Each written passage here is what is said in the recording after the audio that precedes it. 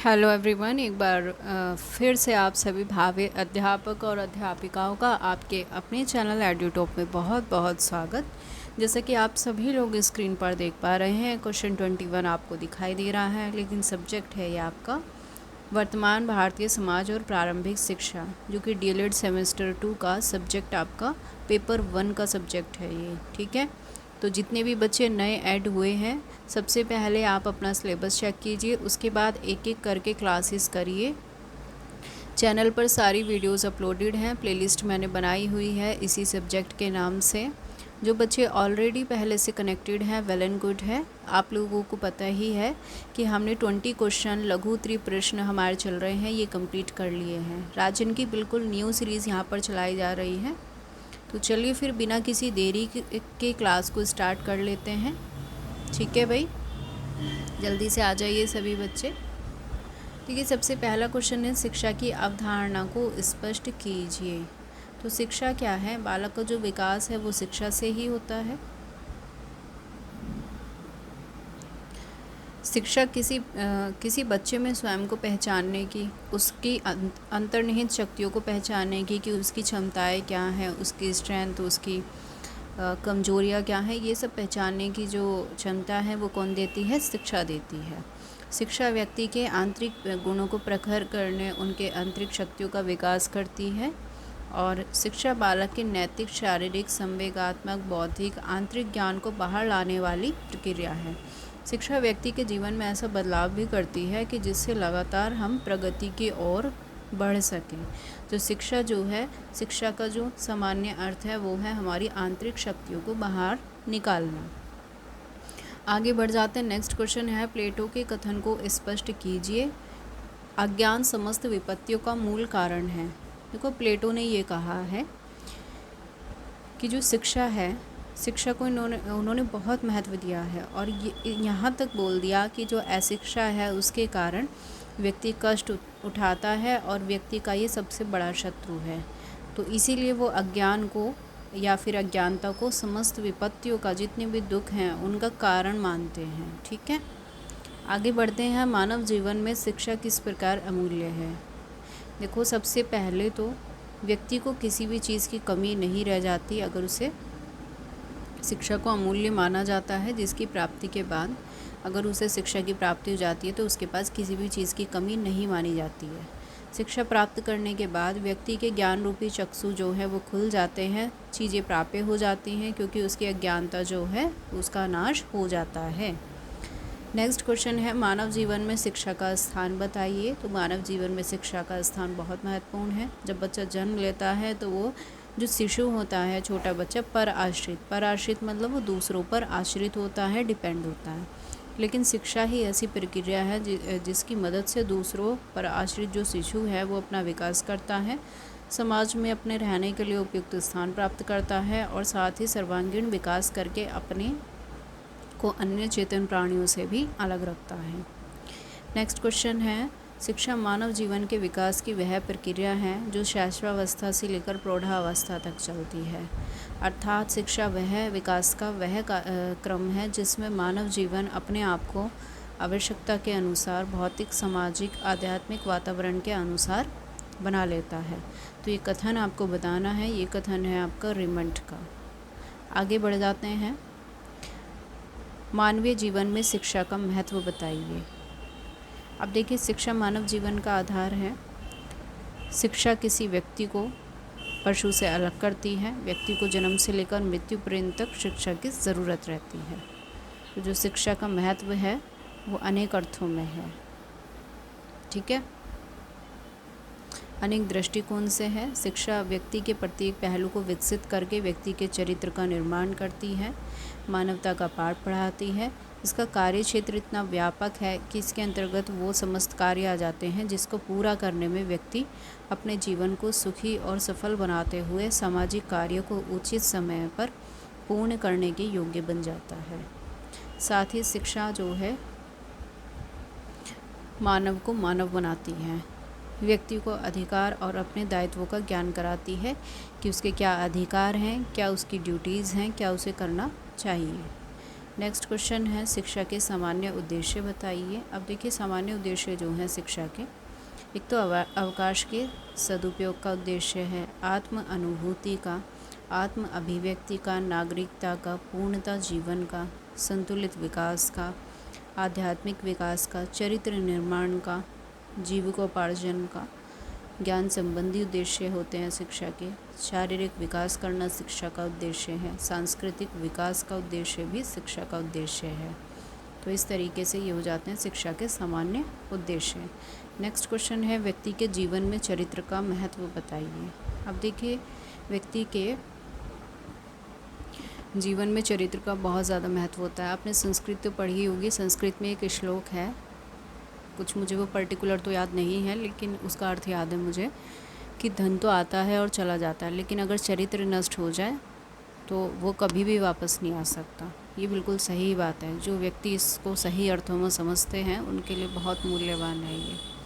तो चरित्र व्यक्ति को सभी जगह, चरित्रवान जो व्यक्ति है उसको सभी जगह सम्मान प्राप्त होता है। ऐसा माना जाता है कि धन की हानि हो तो कोई भी हानि नहीं होती, लेकिन अगर चरित्र नष्ट हो जाए तो सब कुछ नष्ट हो जाता है। भारतीय संस्कृति में चरित्र को विशेष महत्व दिया जाता है। तो व्यक्ति के चरित्र निर्माण में शिक्षा सर्वाधिक योगदान देती है। मानव को मानव बनाकर रहना सिखाना शिक्षा का परम लक्ष्य है। यदि व्यक्ति का चरित्र ऊंचा है तो वो सामाजिक और राष्ट्रीय स्तर को उच्चता के शिखर पर पहुंचा देगा। तो देखिए चरित्र का इतना महत्व है भारतीय संस्कृति में। आजकल क्या हो रहा है कि आप या हमारे जो आसपास जो हमारे इर्द गिर्द लोग हैं वो पाश्चात्य चीज़ों को अपनाने में ज़्यादा विश्वास रखते हैं, वेस्टर्न कपड़े पहनना, उस तरीके से सोच रखना। लेकिन एक बात सोचिए आप लोग, कहीं ना कहीं आप भारतीय संस्कृति की अवहेलना कर रहे हैं। क्या अगर आप पूरे कपड़े पहन लेंगे तो उसमें आपका कुछ बिगड़ जाएगा? ठीक है, इस विषय पे मैं कोई किसी से आर्ग्यू नहीं करना चाह रही हूँ। देखिए सब स्वतंत्र हैं, सबकी अपनी मर्ज़ी है, ठीक है, और ना किसी पर थोप रही हूँ कि भाई आप ये चीज़ करिए। सबकी अपनी मर्ज़ी होती है, सब अपने लिए स्वतंत्र हैं और कोई भी ऐसा नहीं है कि अपना निर्णय खुद ना ले सके। सबको इस तरह की आज़ादी है, लेकिन अपने चरित्र को बनाए रखना एक बहुत बड़ी बात होती है। ठीक है भाई, चलिए खैर इस विषय पे मैं ज़्यादा नहीं बोलूँगी, आगे बढ़ जाते हैं। शिक्षा के जीविकोपार्जन के उद्देश्य से क्या समझते हैं? अब देखिए जीवन जीने के लिए धन की आवश्यकता होती है, बिल्कुल सही बात है, और धन की प्राप्ति करने के लिए हमें काम करने की ज़रूरत होती है। और आत्मसम्मान को बनाए रखने के लिए ये भी ज़रूरी है कि व्यक्ति जीविकोपार्जन करने में सक्षम हो। यदि व्यक्ति घर, परिवार, समाज में सम्मान बनाना चाहता है तो जीविका कमाना ज़रूरी होगा, नहीं तो वो समाज पर एक बोझ बनकर रहेगा और राष्ट्र के लिए भी वो किसी काम का नहीं होगा। तो इसलिए राष्ट्र की उन्नति में भी उसका कोई योगदान नहीं होता है ऐसे व्यक्ति का। तो शिक्षा एक ऐसा माध्यम है जो कि बालकों की व्यावसायिक रुचियों का विकास करती है, उसका पथ प्रदर्शन करके उसको आत्मनिर्भर बनने में मदद करती है। ठीक है, जिससे वह व्यावसायिक क्षेत्र में संतोषजनक उन्नति करता है और अपने क्रियाकलापों से समाज और राष्ट्र को उन्नतशील बनाता है। तो ये है जीविकोपार्जन का उद्देश्य, कि जब व्यक्ति शिक्षा ग्रहण कर ले तो कुछ ना कुछ वो कमाए भी ज़रूर, उसी से उसका गुजारा होगा। नेक्स्ट है शिक्षा के उद्देश्यों में सांस्कृतिक विकास के उद्देश्य का स्थान क्या है? शिक्षा के उद्देश्य में सांस्कृतिक विकास। अब देखो शिक्षा के आधार पर किसी देश की संस्कृति का विकास संभव है। शिक्षा के माध्यम से संस्कृति जो है वो एक पीढ़ी से दूसरी पीढ़ी में हस्तांतरित की जा सकती है या ट्रांसफ़र की जा सकती है।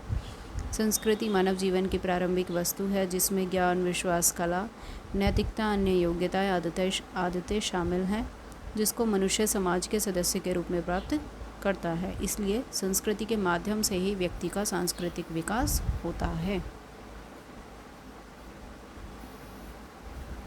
आगे बढ़ते हैं। नेक्स्ट है हमारा क्वेश्चन नंबर 31।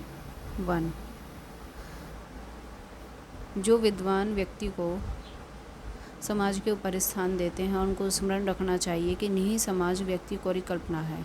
मतलब जो सामाजिक व्यक्ति नहीं है वो क्या है, एक परिकल्पना है। शिक्षा का उद्देश्य व्यक्तिगत चरित्र गठन के साथ साथ बालक को सच्चा सामाजिक प्राणी और नागरिक बनाना भी होता है। ये कथन है रेमंड का। आगे बढ़ते हैं। नेक्स्ट क्वेश्चन, शिक्षा के सामाजिक उद्देश्य का संकुचित अर्थ बताइए।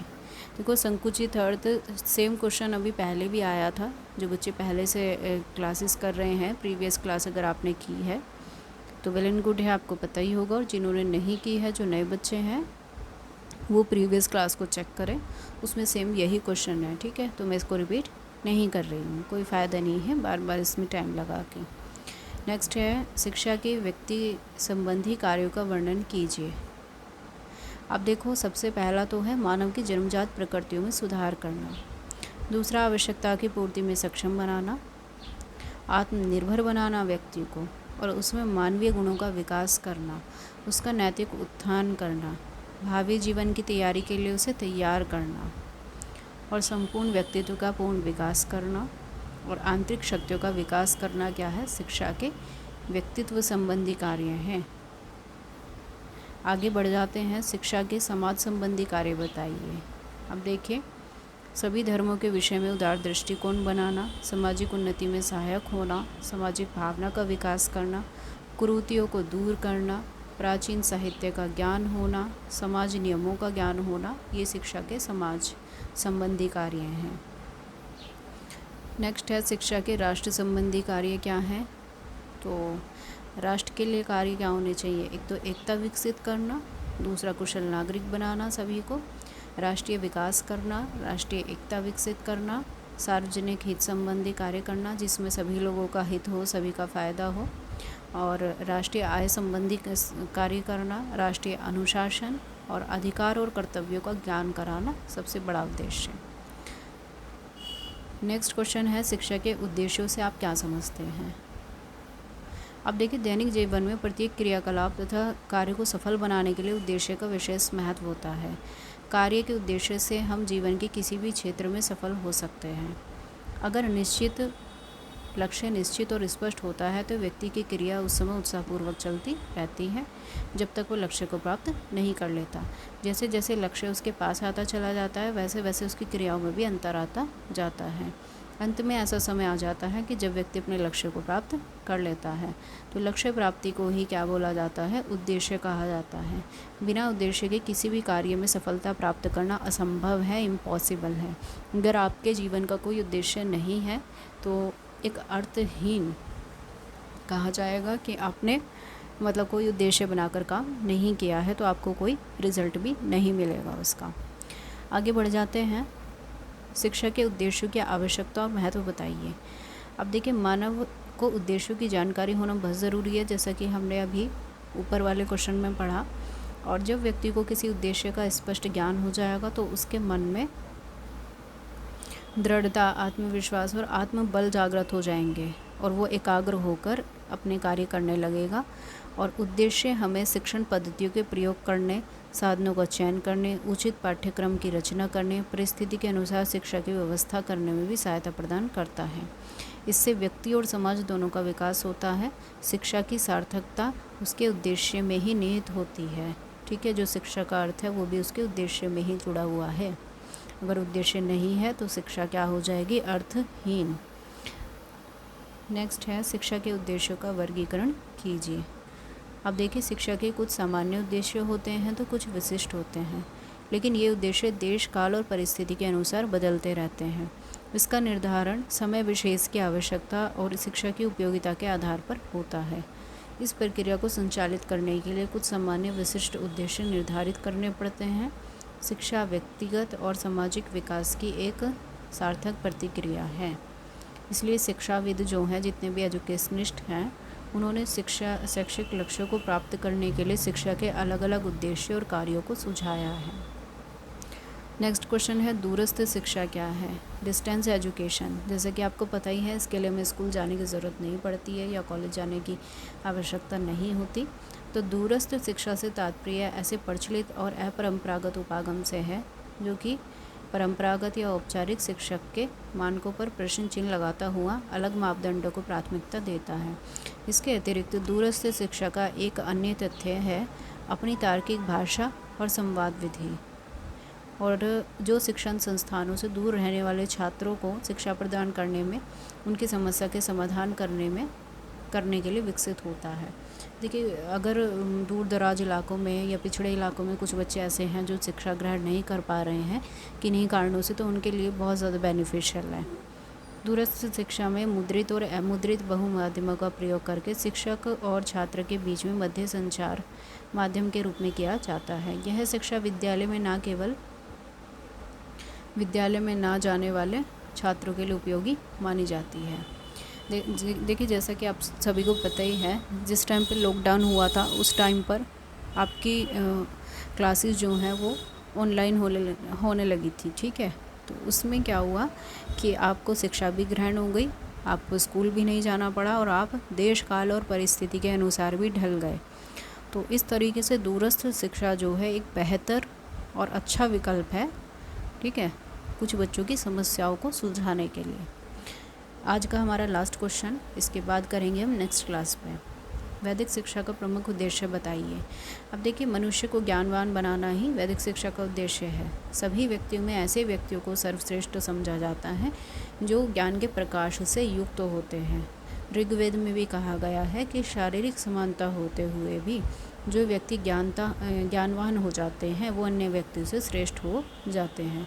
तो स्पष्ट है कि वैदिक कालीन शिक्षा का जो उद्देश्य है वो है व्यक्ति को ज्ञान में प्रवीण करना, ज्ञान में पूरे तरीके से उसे ये कह दो कि निखारना, ऐसा ज्ञान जो उसे संसार जीवन के मोह से मुक्ति करने में समर्थ बना सके। तो आशा करती हूँ आप सभी को अच्छे से समझ में आया होगा। मैंने एक एक चीज़ बिल्कुल इजी और शानदार तरीके से आपको समझाने की पूरी कोशिश की है। फिर भी आप लोगों को किसी को कोई क्वेरी है तो आप लोग मुझसे कमेंट बॉक्स में कमेंट करके पूछ सकते हैं। जिन भी बच्चों को कोई प्रॉब्लम है किसी भी वक्त आप कमेंट कर सकते हैं मुझे, ठीक है। आपकी हर कमेंट का जवाब यहाँ पर दिया जाएगा। और जितने भी बच्चे नए जुड़े हैं चैनल को ज़रूर सब्सक्राइब कर लें ताकि आने वाली हर एक वीडियो की नोटिफिकेशन आप लोगों को टाइमली मिल सके। चलिए फिर मिलते हैं नेक्स्ट क्लास में, तब तक के लिए सभी को have a good day, bye bye, thank you so much.